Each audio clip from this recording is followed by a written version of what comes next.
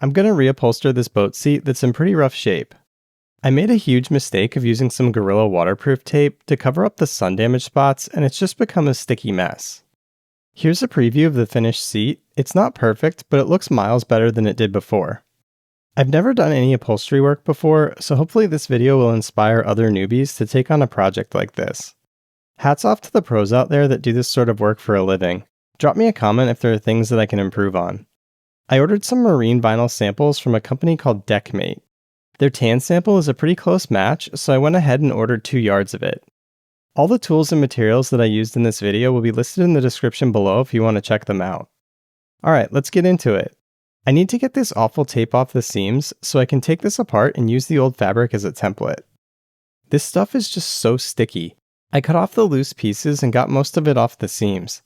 I tried using a little bit of Goo Gone to clean it up a bit more, but that didn't really help much. The seat fabric is just stapled to the bottom of the seat, which is made out of a thick sheet of plastic. These staples look to be about 3/8 inch long, and I think they're probably a type of staple called Monel, which is commonly used for marine applications. I got into a rhythm of popping the staples half out with a screwdriver and pulling them the rest of the way out with some pliers. I'm taking note of how the corners are folded and how this side center seam is constructed. Pulling the foam out wasn't bad, but that stupid stickiness from the tape made its way through and I had to really carefully pull the fabric off without damaging the foam. You can see the foam is a little damaged from the sun and probably a little from that evil tape as well. The edge of the seat looks like it's one continuous piece of material that's sandwiched against the top of the seat with the good sides facing each other and sewn along the edge. Then they fold that joined edge over and sew it to the top of the seat around the perimeter. The second sort of decorative perimeter stitch seems like it would be really hard to do. Spoiler alert, I ended up skipping that. I'm using a seam ripper to separate the pieces of fabric. It's kind of slow going at first, but it's easy to get into a rhythm. Again, I'm paying close attention to the corners. This sticky junk from the tape is still taunting me. I decided to cover the edges with painter's tape to help hold the edges flat because it wants to fold in on itself from being creased in the seam. It also covers the stickiness that I don't want to accidentally transfer onto my new vinyl. I laid out my 2 yards of fabric and positioned the main section of the seat on top and put some weights on it to keep it from shifting. Originally I was going to trace it in place with a pen, but I figured I would try cutting it out in place with an X-Acto knife. This seemed to work out pretty well. This same strategy wasn't going to work for the edge fabric since it's one long piece and it's a lot longer than my green cutting mat. I was a bit surprised how long this piece of fabric is. I thought getting 2 yards of vinyl was going to be too much, but as it turns out, it was just barely enough to fit this long piece diagonally. I wish I got 3 yards instead. It's kind of a bummer to cut diagonally like this and ruin the leftover pieces. Anyway, I used my weights again to hold everything in place while I traced the original piece with a pen. I'm not worried about the pen line showing up because it will be on the inside portion of the seam. I took my time with this because if I messed up, I wouldn't have enough fabric to cut another full-length piece like this. I also tried to trace a little wide to avoid being too short in places by accident. Not gonna lie, the farther I got into this, the more nervous I was getting that I would either size things too small or too big. Only one way to find out though, right? I laid out my fabric to prep it for sewing. I didn't want to use pins to hold everything together because it would put holes in the vinyl, so I used some painter's tape. I also drew a rough line to follow as I sewed around the edge. I picked up some heavy-duty sewing needles, and I'm using some Coats & Clark outdoor thread that I've used to hand sew a few repairs on my boat already. A friend kindly lent me a sewing machine that I'm still holding hostage as I edit this video. I used a sewing machine a few times in high school, but I really don't have much experience, so if I can do it, you can do it. Well, probably. My first line went really well. The corners are definitely scary.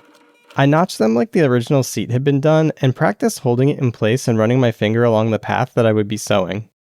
I just went really slow and took my time and experimented with positioning the fabric so nothing got bunched up where it shouldn't. After rounding the corners, the straight sections are pretty easy. Every so often I put a mark to make sure I stayed the correct distance from the edge and continued to place painter's tape in places to help hold the fabric together.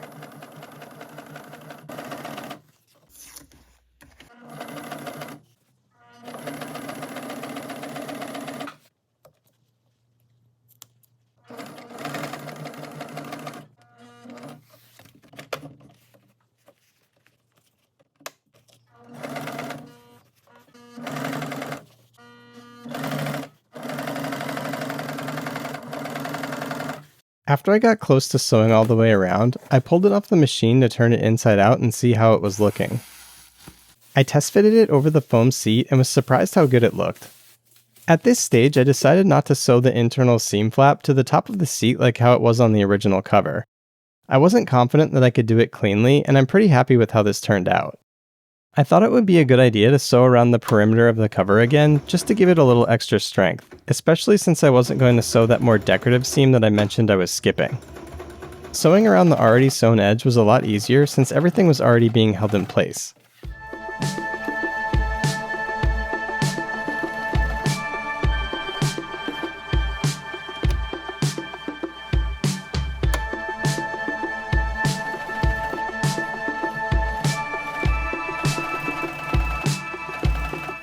To join the two ends together, I copied the folding design from the original seat. Everything went really well. I was surprised that this little machine was able to sew through 4 layers of this thick vinyl in this one section.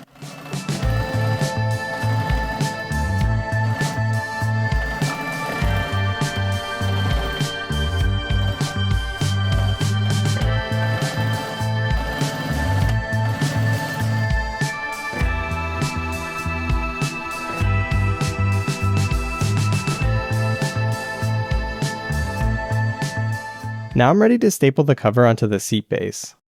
I ordered some 3/8 inch T50 Monel Marine staples and a manual staple gun from the same brand called Arrow.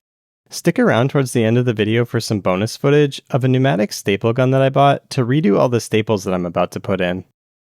I wrapped the foam in some upholstery silk, which is basically just a fine plastic sheet that makes it waterproof and allows the foam to more easily slide into the cover. I took a few minutes to make sure that the cover was aligned properly, and then I started putting staples in to hold it in place. I carefully worked around the edges by pulling the fabric tight and securing it.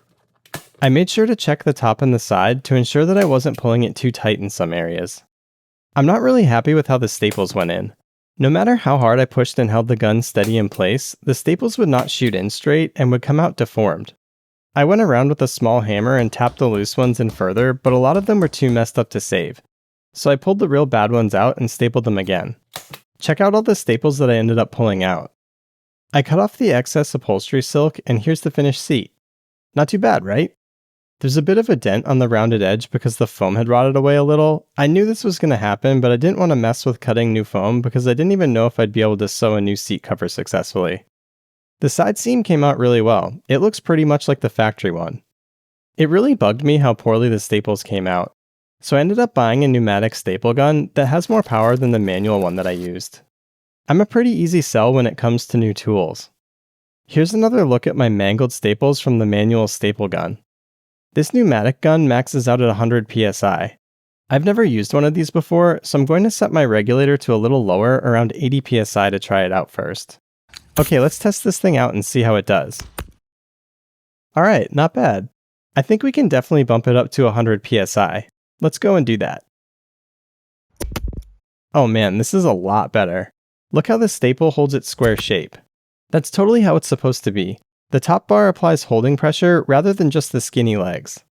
I went to town pulling all the bad staples and blasting in new ones with a pneumatic gun. Here's a close-up of how messed up a lot of the original staples went in. One leg would get some decent penetration, but the other would just fold onto itself. I went a little nuts with some extra staples. What can I say, the pneumatic staple gun is pretty fun. I think the end result of this project came out really well considering my skill level is 0. If you take on a similar project like this, I'd love to hear about it in the comments. If you found this useful, please give it a like and consider subscribing. Alright, well I'll catch you in the next one.